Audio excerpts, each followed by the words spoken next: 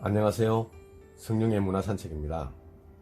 오늘은 비서처럼 하라라는 책을 소개해 드리고자 합니다. 이 책은 제가 몇 년 전에 읽어봤었는데요. 출간은 2007년 10월 20일 되었고요. 지연이는 조관일 님이십니다. 펴내니는 박시영 님이시고 펴낸 곳은 주식회사 세멘파크스입니다. 보스처럼 생각하고 보스처럼 실행하는 핵심 인재들의 성공 방식은 바로 Secretary Way, 비서의 길이라고 합니다. 이 책의 뒷면을 보면 유능한 비서처럼 일하는 것은 보스의 마음, 보스의 기준, 보스의 판단력을 자기 것으로 훔치는 것, 그것이 다름 아닌 경영 수업이다 라고 합니다. 뒤에 숨겨져 잘 보이진 않지만 회사의 핵심 인재이자 히든 브레인이 되는 비서처럼 당신 자신을 핵심화하는 전략을 입혀라. 누군가는 빛나고 멋져 보이기 위한 자기 과시에 빠져있는 동안 숨은 조력자, 편하게 부릴 수 있는 부하, 믿고 속내를 털어놓을 수 있는 측근으로 보스의 심장에 스며든 당신은 어느새 그가 가장 믿고 의지하는 1인자가 되어 있을 것이다. 탁월한 비서들은 어떻게 일하는가? 업무의 기대치나 결과의 만족도를 온전히 보스, 즉 상사에게 맞춘다. 보스 입장에서 자신이 어떻게 보일 것인가를 역지사지한다. 배려와 예절, 친절과 배품의 부메랑 효과를 잘 안다. 시시콜콜한 것까지 확인하고 또 챙기며 디테일에 열정을 발휘한다.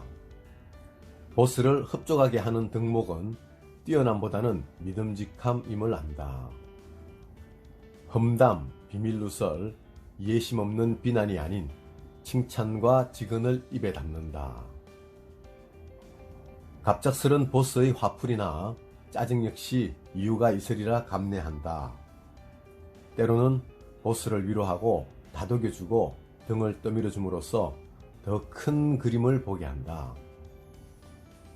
이렇게 탁월한 비서들의 일하는 방식에 대해서 요약을 해놓았습니다. 오래전 과거나 지금이나 먼 미래에까지도 보스와 비서와의 관계는 아마 변하지 않을 것이라고 생각합니다. 보스가 경영을 하고 경영을 하는 보스를 보좌하는 비서의 역할은 아마 세월이 흘러도 변함이 없을 것이라 봅니다. 그렇기 때문에 직장인이나 조직 속에서 몸담고 윗사람을 모시는 사람한테는 상당히 중요한 내용이 많은 필독스 책이 될 것 같습니다. 이 책이 출간된 지는 시간이 좀 지났지만 지금도 변함없이 직장 생활에 꼭 필요한 지침서이기에 기회가 된다면 구독자 여러분께서는 꼭 구입해서 보시면 참 좋겠다는 생각이 듭니다. 직장 생활과 사회생활에 도움이 참 많이 될 것입니다. 그리고 만약에 기존에 구입을 하시어 읽어보셨다고 하더라도 다시 한 번 더 읽어보시게 되면 새롭게 느끼는 부분도 있을 것이고 또 우리가 사회생활, 조직생활, 직장생활을 하면서 성공을 꿈꾸고 실현해 나갈 수 있는 그런 좋은 계기가 주어질 것이라고 생각을 합니다. 그러면 이 책을 제가 읽으면서 느꼈던 내용과 책 속에서 우리가 꼭 인지해야 될 내용들을 간단하게 소개를 해드리겠습니다. 삼성그룹 사장단의 47%가 비서실 출신입니다. 우리나라 대표 기업인 삼성그룹의 인사 형태는 가장 대표적이고 잘 이루어진 인사 업무라고 볼 수 있기에 사장단 출신의 거의 과반수가 비서실 출신이라는 것은 비서의 자리가 그만큼 중요하고 조직 내에서 핵심적인 역할을 하면서 미래에는 결국 1인자까지 올라갈 수 있는 중요한 자리라는 것을 보여주고 있습니다. 비서처럼 하라. 첫 번째는 멀티플레이어가 되어라입니다. 비서가 회사에서 인정받는 이유 중에 하나가 그들이 모든 일상에서 멀티플레이어이기 때문이다 라고 합니다. 언제 어디서 어떤 일을 시키든 최적의 결과물을 물어오는 멀티플레이어가 바로 필수입니다.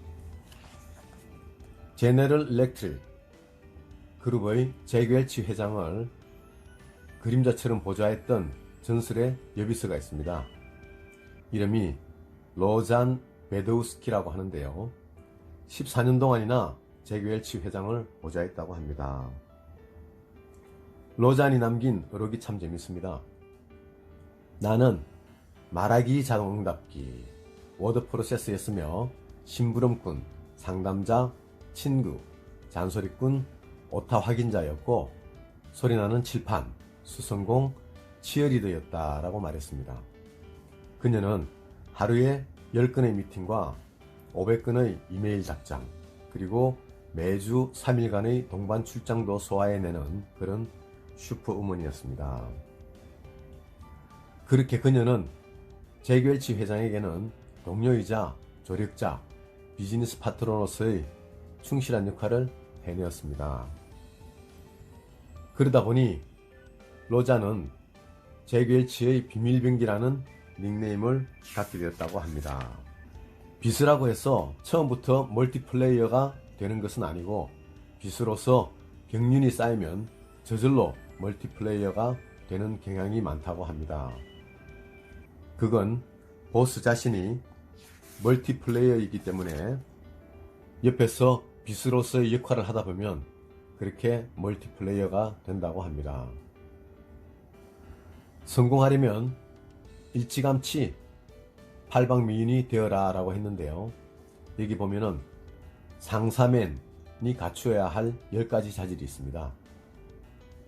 외국인을 웃기고 울릴 정도의 영어 구사 능력이 첫 번째고요. 두 번째, 중국어, 러시아어, 일본어 등 1개 이상의 제2외국어. 세 번째, 기획 및 분석 능력. 네 번째, 정보력. 다섯 번째, 미래 전망과 냉철한 판단력. 여섯 번째, 글로벌 매너 및 에티켓의 체화. 일곱 번째, 핵심 메시지를 논리적으로 정확하게 전달하는 프레젠테이션 기술. 여덟 번째, 파워포인트, 엑셀 등 각종 컴퓨터 프로그램 숙달. 아홉 번째, 도전의식과 열정. 열 번째, 냉혹한 비즈니스 세계에서도 따뜻한 인간관계는 기본 덕목이라고 했습니다. 이 10가지를 다 갖추려면 자기 개발을 위해 많은 노력을 기울여야 될 것 같습니다. 비서를 선발하는 상사 입장에서는 개인의 업무 능력보다는 개인적 심부름까지도 시킬 수 있는 사람, 그리고 보스와의 관계에서 공과 사의 구분이 없고 언제 어떤 이유로 어떤 일을 지시받든 최적의 결과물을 낼 수 있게 하는 사람을 비서로 두고 싶다고 합니다. 그래서 비서가 되기 위해서는 멀티플레이를 배워야 한다라고 합니다. 비서처럼 하라. 두 번째는 로열티. 어떠한 상황에서도 조직과 상사를 비호하고 사수하는 특별한 충성심입니다. 어떤 조직이든 이 사람은 자기가 가장 신임하는 사람을 둘 때는 그 사람의 충성심을 기본으로 보고 충성도가 강한 사람을 가장 신임하게 되어 있습니다. 그래서 비서는 충성도가 가장 최고의 능력이 된다라고 볼 수 있는 거죠. 최고 경영자든 정치가 보스이든 상사의 입장에서는 인간성을 중시하는 게 일반적인데요. 그 기준은 충성심, 충직함입니다. 사람의 능력이나 실력은 얼마든지 대체가 가능할 수 있지만 충성심은 그럴 수가 없다는 거죠. 보스들이 부하의 배신으로 몰락한 사례가 참 많죠. 잘 나가던 CEO가 검찰의 수사선상에 오르는 일도 내부 사정에 잘 알고 있는 직원의 배신 때문인 경우가 많은 거죠. 그리고 부하 직원의 투수 한 장 때문에 어렵게 올라간 고위직에서 내려와야 되는 그런 공직자도 많이 있습니다. 정치인들 중에서도 평생 동지라고 도원 결의까지 맺은 측근들이 나중에 등을 돌림으로써 진짜 적은 외부가 아닌 내부에 있다라는 그런 말도 나오게 되는 것이죠. 미국 대통령이었던 닉슨도 남자의 생애에서 아내 다음으로 중요한 것은 비스다라고 이야기했습니다. 충성심은 핵심 인재의 핵심 조건이라고 했습니다. 충성심이 없다는 것은 결국 믿을 수 없는 것이고, 믿을 수 없는 부하를 데리고 같이 일을 할 수가 없다는 것이죠. 능력은 훈련으로 극복할 수 있지만 충성심은 원초적인 것이라서 심어줄 수도 개조하기도 힘들다고 합니다. 그래서 충성심이 없는 능력은 사상유각이다라고 합니다. 상사가 되면 충성심만 보인다고 합니다. 저도 직장 생활을 오래 했기 때문에 충분히 공감이 가는 말입니다. 여기 보면 당신이 벤치마킹 해야 할 비서의 10가지 충성심이 있는데요. 첫 번째, 가장 좋은 것은 언제나 상사 먼저. 두 번째, 영광은 상사에게, 책임은 내가. 세 번째, 어떻게 상사의 기분을 좋게 할 것인지 궁리한다. 네 번째, 상사에게 칭찬할 거리가 생기면 화끈하게 칭찬한다. 다섯 번째, 상사의 약점을 어떻게 보완할지 늘 생각한다. 여섯 번째, 상사에게 아픈 이야기, 중심 어린 직언은 진심과 사랑을 충분히 담아서 말한다. 일곱 번째, 상사가 폭넓은 정보를 얻을 수 있도록 안테나를 높이 세운다. 여덟 번째, 상사가 언제 어떤 상황에서도 부담 없이 명령할 수 있도록 한다. 아홉 번째, 어떤 경우에도 남에게 상사의 허점과 비밀을 말하지 않는다. 열 번째, 남들이 상사를 험담할 때는 적극적으로 해명하고 역성든다. 비서로서 또는 측근으로서 상당히 중요한 10가지 사항이라고 생각됩니다. 이것은 어떤 조직에 쓰든 비서로서 꼭 지켜야 될 충성심의 기본 요소인 것 같습니다. 비서처럼 하라 세 번째는 상사 매니지먼트. 보스를 그저 보조하는 것에 그치지 않고 보스와 함께 성공하고 보스를 위대하게 만드는 인간 경영법입니다. 미국 책에 소개된 말인데요. 부하라면 모름지기 상사에게 입안을 혀처럼 구려야 한다라고 했습니다. 이 말은 권위적이거나 가부장적인 말과는 약간 좀 달리 해석할 필요가 있습니다. 상사의 유형으로 보면 득장, 용장, 지장이 있습니다. 사람마다 각자 개성들이 있겠지만 어떻게 저런 사람이 저런 자리까지 올라갔을까 싶을 만큼 이상한 사람도 있는 게 현실입니다. 저도 직장 생활을 하면서 그런 경험을 한 적이 많이 있습니다. 상사가 비서를 화풀이 대상으로 생각하는 사람도 있고 자기가 잘못한 일을 비서 탓으로 돌리는 사람도 있습니다. 일반 사원 같으면 반박할 수도 있겠지만 비서는 다르다는 것입니다. 때로는 그냥 묵묵히 화풀이 대상이 되어주는 것도 비서의 역할이라고 합니다. 그리고 이 자체가 바로 비서의 상사관리다라고 말합니다. 성격이 괴팍한 상사이거나 기분이 안 좋아 화를 내거나 또는 억지를 부리는 상사를 모실 때는 당신 아버지라 얘기라고 했습니다. 그러면 이해를 하게 되고 차마 넘길 수 있게 될 것입니다. 그리고 아버지라고 생각을 하다 보면 웬만한 잔소리도 당연하게 그냥 아버지가 잔소리 한다라고 생각하게 되니까 큰 거부 반응이 없다는 것이죠. 그 다음에 아버지가 정보 부족으로 인해서 잘못된 판단을 하는데 가만히 있을 아들은 없는 법입니다. 그래서 그건 잘못 생각하신 것 같습니다. 직원들이 반대할 겁니다. 라고 전에는 감히 말할 수 없었던 말들조차도 아버지라고 생각하니까 진심 어린 말을 할 수 있었다고 합니다. 신시아 샤피로는 회사가 당신에게 알려주지 않는 50가지 비밀에서 인사고과는 업무 실적과 관계없다. 당신이 스스로 어떻게 생각하는지는 전혀 중요하지 않다. 문제는 상사가 당신을 어떻게 생각하는가이다. 완벽한 인사고과를 받으려면 당신을 바라보는 상사의 시각을 관리해야 한다라고 말했습니다. 그리고 상사와 부하가 대립각을 세워서 잘된 사례가 있다면 손을 들고 말해보라고 했는데, 회사는 결국은 부하 직원보다 상사의 편을 들게 되어 있습니다. 상사를 인격적으로 이해하라고 했습니다. 상사는 전지전능한 신도 아니고 성직자도 아니고 인간으로서의 결함과 저급한 요구도 가지고 있고, 때로는 외로워하고 신경질을 내기도 하고 무력에 눈이 어두워지기도 합니다. 그리고 술 한잔에 횡설수설하기도 하고 중요한 정책적 판단에 큰 오점을 남기기도 합니다. 인간이기에 충분히 그럴 수 있고, 그렇기 때문에 그것을 인정하고 그대로 받아들이는 아량이 필요합니다. 상사가 당신에게 일을 시키기 좋아하고 어렵고 힘든 일, 심지어 개인적인 부탁까지도 쉽게 할 수 있도록 처신하라. 상사가 부리기 쉬운 부하가 되어라.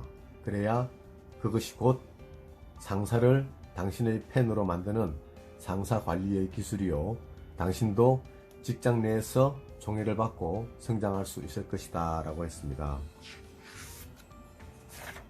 비서처럼 하라. 네 번째, 하드워크. 하루를 48시간으로 살며 단기간에 남보다 10배를 배우는 업무 올인 태세입니다. 직장에서 성공하려면 쪼다가 되어라. 꼼꼼하고 세밀하라. 통 큰 녀석 중에 성공한 사람은 거의 없다. 성공한 사람들의 젊은 시절을 점검해보면 거의 모두가 소심하고 세밀한 쪼다들이었다. 그 쪼다들이 성공한 다음에 통 큰 척 할 뿐이다 라고 합니다. 직장에서 사랑받고 자기 몫을 다하려면 반드시 쪼다가 되기를 권한다고 합니다.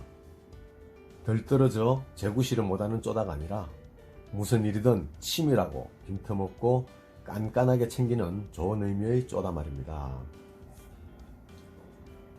스티븐 코비 박사의 유명한 저서 성공하는 사람들의 7가지 습관이라는 책에는 제1습관으로 뽑은 것이 주도적이 되라 하는 것이었습니다. 성공하기 위해 주도적이 된다는 것은 앞장선다는 것이요, 솔선수범하는 것이며 적극적 능동적이 되고 의욕과 열성으로 일하는 것이다 라고 했습니다. 비서는 CEO처럼 전천후로 일을 해라. CEO는 주 5일 근무나 휴가 이런 게 안중에 있을 리 없다. CEO의 일하는 방식과 시간이 당연히 그를 보좌하는 비서도 닮을 수밖에 없기 때문에 결국은 CEO하고 일치한다는 것이죠. 회사에서 성공이란 결국 당신의 헌신과 희생에 대한 보답이요, 결과입니다. 당신의 일하는 방식은 어떠한가? 일에 임하는 태도는 어떠한가? 일하는 시간은 어느 정도인가? 상사를 어떻게 보좌하고 있는가? 그런 것들을 비서의 그것과 비교해보면 당신의 미래가 어떠할지 가늠할 수 있다고 합니다. 비서처럼 하라. 5번째, 남다른 관점. 보스처럼 생각하고 보스처럼 의사결정하고 보스처럼 바라보는 균형 잡힌 시야와 지평. 한 직급 상위자 입장에서 일하라 라는 말이 있습니다. 과장이라면 부장의 입장에서 일하라는 것입니다. 그러면 금세 부장 같은 이미지가 형성되고 자신이 그 부장이 된다는 것입니다. 발상이 바뀌면 생각이 바뀌고 생각이 바뀌면 행동이 바뀐다는 말이 있습니다. 또 관점이 바뀌면 세상이 바뀐다라고 하고, 어떤 시각으로 세상을 보느냐에 따라 처세가 달라집니다. 저도 직장생활 하면서 느낀 게, 그냥 하위 직원으로 근무할 때는 기업의 전체를 보지 못하고 주어진 업무의 단면만 보면서 일했습니다. 그런데 지위가 한 단계씩 올라가게 되면서 안목이 차츰 넓어지게 되고 스스로 경영자라는 마인드를 가지다 보니 더 성장해 나가는 제 자신을 볼 수가 있었습니다. 그렇기 때문에 직장인들은 경영자의 시각과 발상으로 일에 임해야 합니다. 달력에서 빨간 날짜를 기다리면 월급쟁이, 금은 날짜를 기다리면 사장이라는 말이 있답니다. 내 회사라는 주인의식을 갖고 일에 임하면 달력의 색깔마저 다르게 인식됩니다. 생각의 차이가 은행의 차이를 가져오고 결국은 성취의 차이를 가져온다고 했는데요. 스스로를 월급쟁이로 전락시키지 말고 CEO처럼 생각하고 일할 때 언젠간 정말 CEO가 될 것이라고 합니다. 이상으로 비서처럼 하라 1부 소개를 간략히 마치고 다음 시간에는 2부를 소개하도록 하겠습니다. 2부는 비서처럼 하라 6번째 정보력부터 시작하겠습니다. 이 영상을 보시고 새롭게 책을 구입해서 읽어보시거나 책을 구입하신 분은 다시 한번 읽어보시길 바랍니다. 날씨가 많이 추워지고 있습니다. 오늘은 덕유산에 상고대가 맺혔다고 합니다. 항상 건강에 유의하시고 날마다 발전하는 삶을 이어가시길 진심으로 기원드립니다. 구독과 좋아요, 알림 설정은 제게 큰 칭찬입니다. 감사합니다.